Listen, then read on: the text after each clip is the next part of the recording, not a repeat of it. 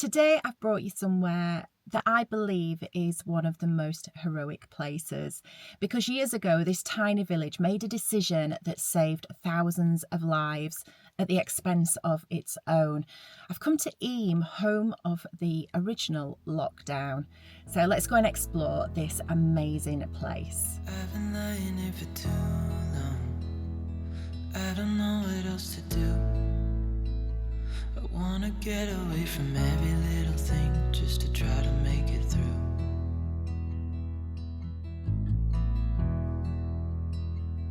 I've been thinking about my options, every detail in my head, but it doesn't really matter, nothing matters, so I cry instead.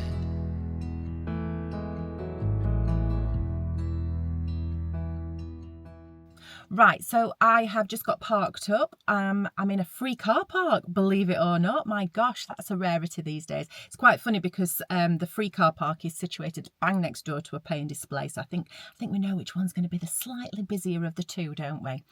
But straight across the road is Eyam Museum.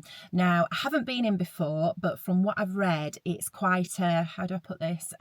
It's a reedy museum as opposed to a look at that. Really doesn't make sense, does it? So there's a lot of things to read as opposed to look at. So I don't know how that's going to come across in a vlog, but nonetheless, I'll take you in and we'll see what it's like. I have been here kind of numerous times over the years, but I've only done it properly on a historical basis once years ago when I was actually at junior school. So yeah, it is a long time ago. But last night when I was kind of reading up on things to to try and get some information for you, it was amazing just how much I actually remembered from that trip. So it's clearly the one and only school trip that I probably paid any attention to. But yeah, I'm really excited to visit some of the places that I last went to when I was 10 years old. There's so much to explore, there's so much to see in such a small village. So yeah, really excited.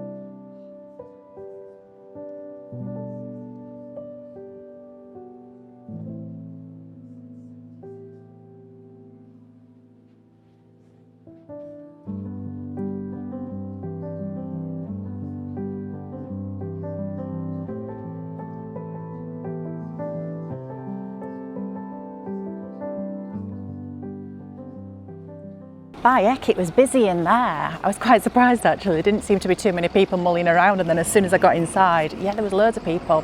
But their upsell is a little £1 map of the village, which is definitely worth having, because even though I have been here before, it was such a long time ago. And yeah, I've had a quick drive round first, but I still can't kind of remember where things are. So yeah, always need a map.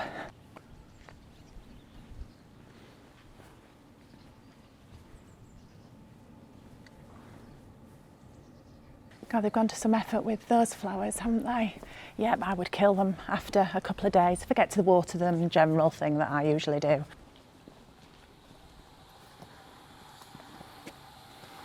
Sorry.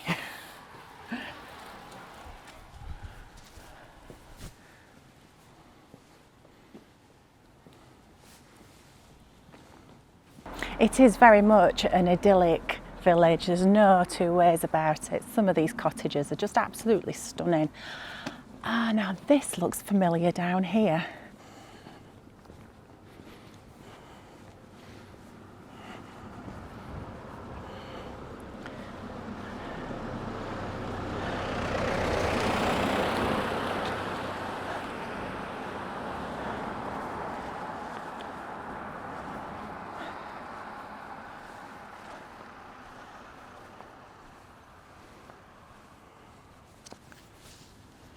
Yeah, it brings back so many memories now. I think we sat here and had our packed lunches on the school trip. Yeah, we had all those photographs taken around the stocks, and it's just across from Eyam Hall, which is an absolutely beautiful house. Let me show you.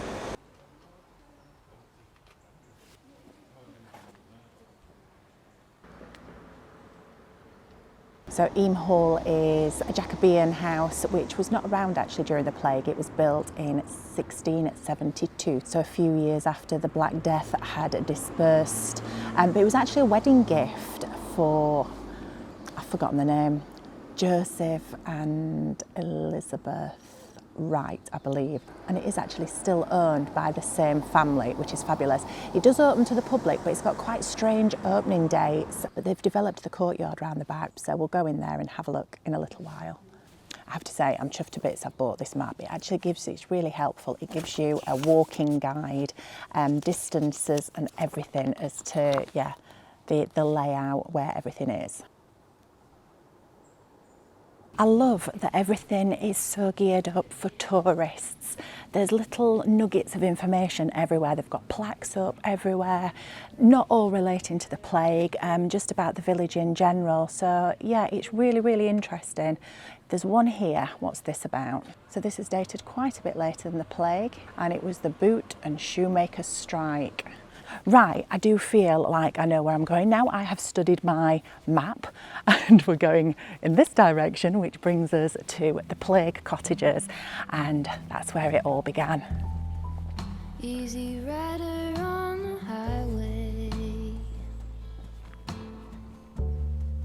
station wagon going slow, windows open, you are basking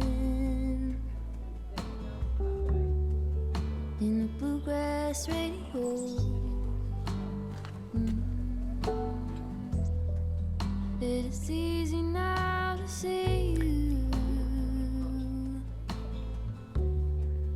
with your hand out on the wind. So the plague cottages, which I've just shown you, that was obviously where it all began. Poor George Vickers, who was, well, they're not entirely sure whether he was just a servant or whether he was like an apprentice tailor, but he opened the box which contained the fabric which had just been delivered from London and had the fleas which were carrying the deadly disease. Poor George was the first victim, quickly followed by a 4-year-old boy who lived in the house as well. Anyway, I have come now into the churchyard. We're going to have a look round here. There's obviously quite a few graves, memorials here, but one of them is for Catherine Mompesson, the wife of William Mompesson, and she died on the last Sunday of August.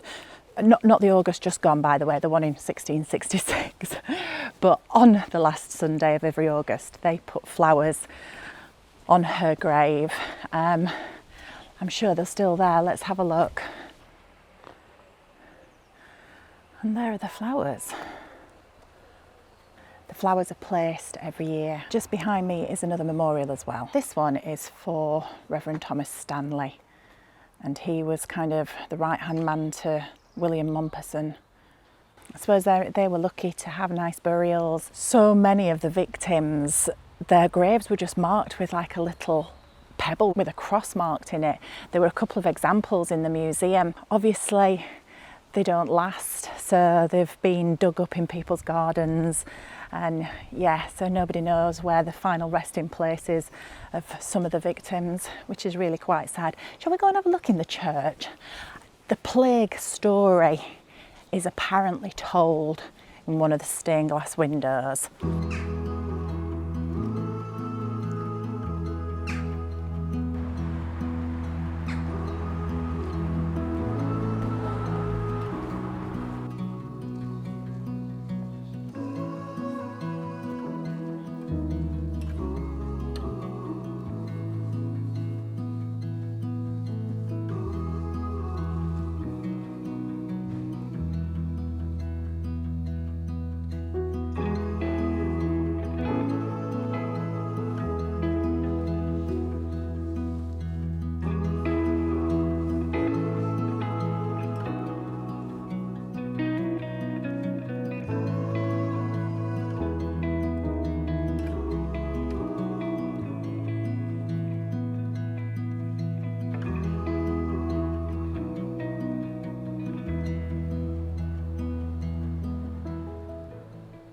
120,000 visitors a year that church gets. It's one of the most popular churches in England.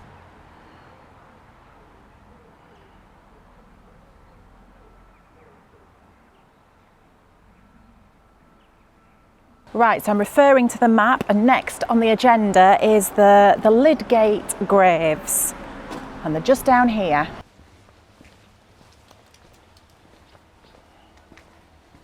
Is this a little holiday cottage? That looks quite sweet. Let's have a look at one of these.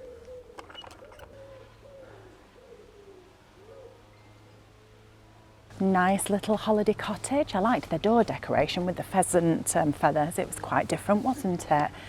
I'm not sure how I would feel living here, not because people have died in these houses or anything, but just because of the sheer volume of visitors and kind of people looking into your living room. I think a lot of them have been converted into holiday cottages, which is understandable, but yeah, not sure it's somewhere I'd want to live. Right, I need to navigate across this road without getting flattened. Unfortunately, we're a bit late for the Eyam, what's it called? Eyam Wakes Week and Carnival. That was on the 23rd, 30th of August. I overheard some people chatting and they were just saying how good it is and how lovely. So yeah, if you're around next year, might be worth a little visit.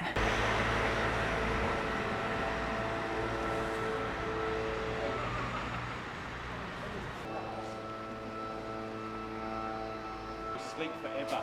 Oh, that'd be good, because I didn't sleep last night.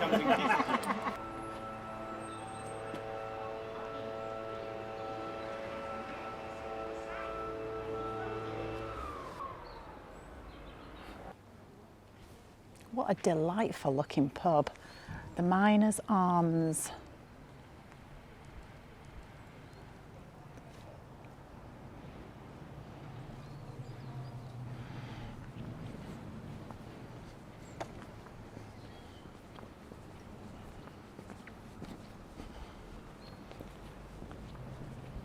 It's a stark contrast from the houses that I was looking at last week in Portugal. They're just worlds apart, aren't they? Equally beautiful, all in their own right.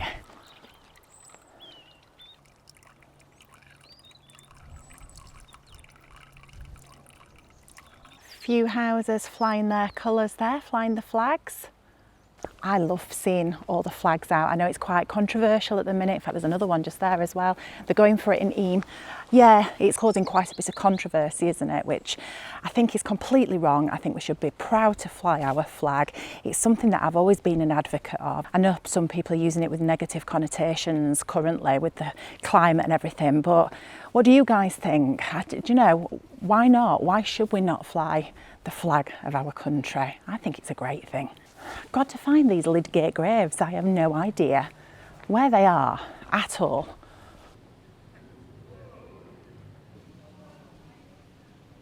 I wonder if the locals get any say as to whether they have these kind of plaques in the garden.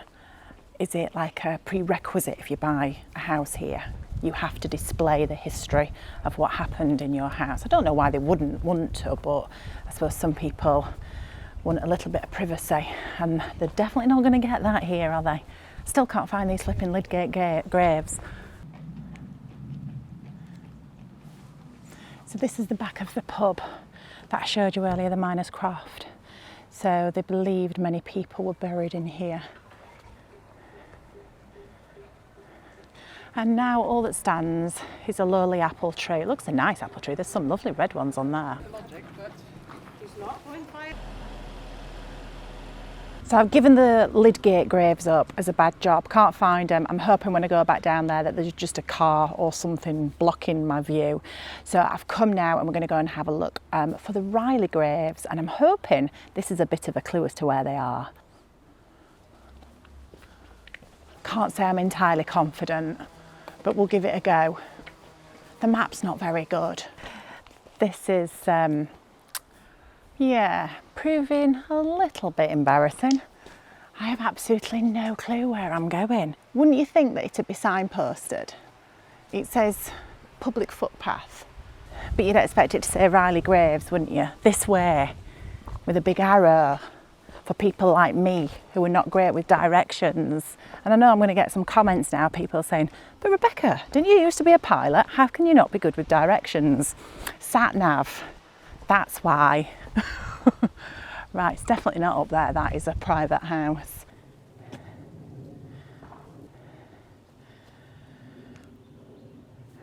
Looking for the Riley graves, it says there. Yes, I flipping am. I've got lost so many times. I was heading up Riley back lane, but I've just found Riley Lane thanks to some lovely Geordies who have, yeah, they seem to be one step ahead of me on the tour of Eyam. I keep seeing them, so I'm just like, have you found them yet? So they pointed me in the right direction, although they did say get ready for a hike. Hi. Hiya. Hiya. I was going to say, it could be worse. Could be cycling up here, but I heard the distinct sound of electric bikes. So they're getting a helping hand. Oh, I can see a bunch of people. Oh my God. I can see them. I can see the brick wall, the Hancock family, who in theory should have probably escaped the plague because they lived quite on the outskirts. But both them and the house next door, they suffered huge losses to their family. Now, Elizabeth Hancock, bless her soul, she dragged her husband and 6 children's body up this hill and buried them here, surrounded by a little stone wall now, but 6 members of her family she buried in 8 days. How do you even comprehend something like that? It's just unthinkable. She actually survived the plague, which I think she deserved to after suffering that. Or would she have wanted to? One of her sons, her eldest son, was living out of town at the time, and she actually fled Eyam afterwards and moved and lived with him in Sheffield. I hope she lived a happy life afterwards. Because I pointed out all these graves are for a family called Hancock. Yes. But this is called Riley's graves, isn't it? Yes. So I asked the question, why is it called Riley's graves when all these are Hancocks? And apparently it's because this is, back in the day, these fields were called Rowley. Row as in king, R-O-I, Lee as in land. This was the king's land. Oh. Rowley becomes Riley, which becomes Riley's grave. Gosh, that's amazing, isn't it? It's like Because I thought all these would be for Hancock. yes. Sorry, it would be Riley's. Yes, oh, absolutely, which is what I They're all originally Hancocks. thought. But I do remember something like that from years ago, but I never knew the connection to, Yeah. well, how it transpired to The become place is Riley. just full of history, isn't it? Oh, it's unbelievable. It is certainly a beautiful place to be laid to rest. I'm sure that's what she had in mind when she brought her family up here and buried them one by one. Wow, can't even comprehend what that must have been like for her. I think people back then were a lot more stoic than what we are these days. Right, onwards. I have got to find the next place. Are you plaqued out yet? Have you seen enough plaques to last you for the rest of your life? It is very much, yeah, it's just a hive of history, isn't it? Is that the right word, hive of history? I don't think it is it? There's a lot of history here. So if you're into that type of thing, to be fair, do you even have to be into history to appreciate something like this? I mean, if you think about it, we've recently experienced what it is like to lock down, to go into isolation. And did we cope with it very well? I'm not sure that we did. I mean, you kind of imagine what it must have been like back then. It was kind of unheard of, I suppose, wasn't it? And for a vicar and a clergyman to tell a whole village, right, this is it, this is what we have to do. We are locking down, we're not leaving this village. Would you have stayed?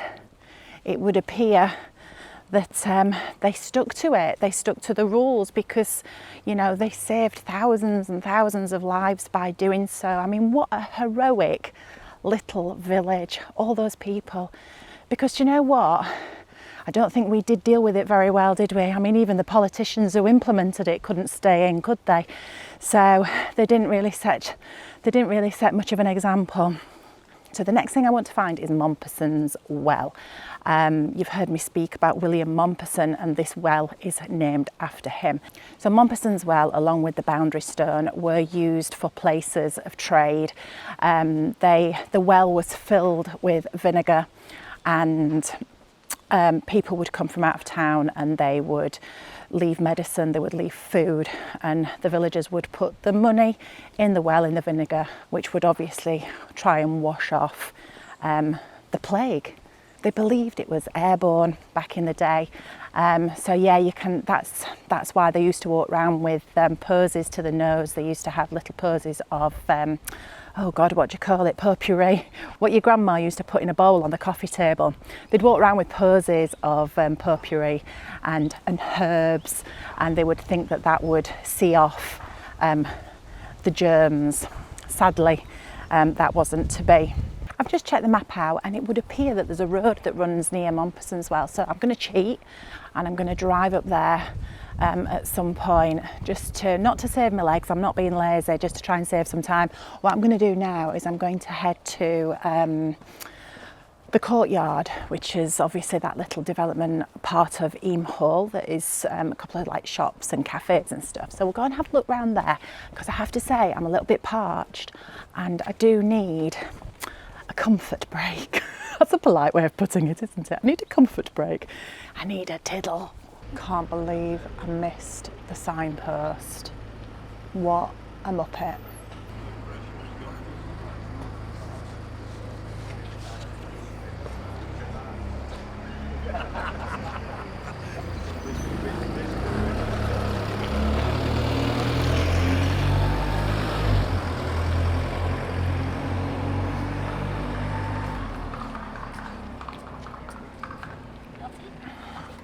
Now that is a very, very pretty house.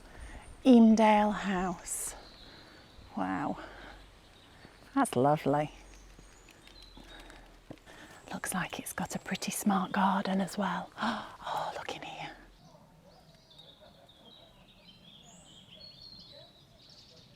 That's a local primary school. It's a lovely place for kids to go to school, isn't it? And the village surgery. Again, it's got that proper old school feel, hasn't it? You know, little school, little doctor's surgery, how things used to be, probably how they should still be, if we're perfectly honest. A little bit more personal, weren't they? As I walk past all these little cottages and houses, it reminds me of one quite distinct story that we were told when we came here as children. It's a story that's quite synonymous with the plague. But when a house became infected, they would paint a red cross on the front door, and they would also write, "May the Lord have mercy on us." They were very religious, weren't they, back then? Which I suppose is probably one of the reasons why they did adhere to the rules that were given to them by the local vicar. But he put an end to church services in the church, and instead they moved them outside, so they still continue to do that. I wonder if they did social distancing. I'm sure they did do something like that, but they would have church services out in the village square, so they did maintain some kind of village spirit, which is really important in times like that, isn't it? Roast sheep, that is one of the traditions that they do here, which is part of the carnival. I have to say I'm a little bit more of a hog roast fan myself as opposed to a roast sheep, but I'm sure it's very nice.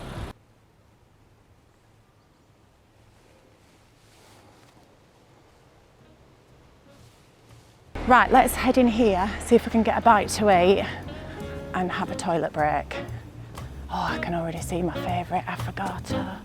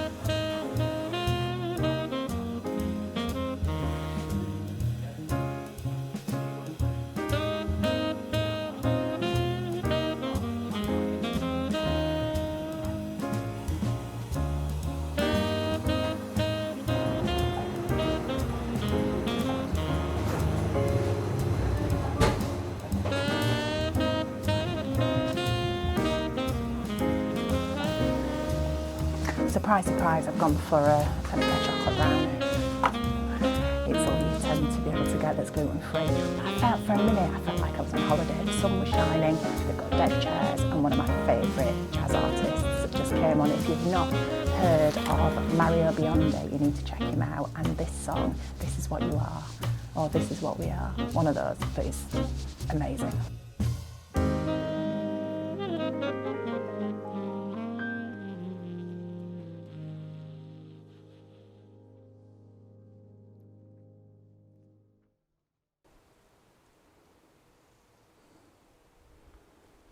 I'm glad I decided to drive up here. I know it's really, really lazy, I'm sorry, but it's a bit further out than I remember, if I'm perfectly honest. It's yeah, it would have taken me too long, so I've got an excuse for being lazy. Right, here it is, Mompesson's Well.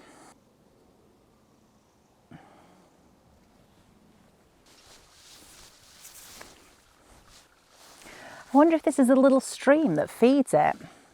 I'm glad I went to the bathroom before I filmed this segment, because that sound of trickling water would not have been helpful at all. As I say, it's a further distance from the village than I remember, so just thinking back to those times and the fact that the villagers had to come up here to get their supplies, get their food, it would have been a little bit of a trek. But I suppose they were used to walking back in those days, weren't they? They weren't lazy like what we are today. There was no remote controls, mobile phones. People used to get up off the backside, didn't they, and do things. So possibly a walk up here wasn't really considered a big deal at all.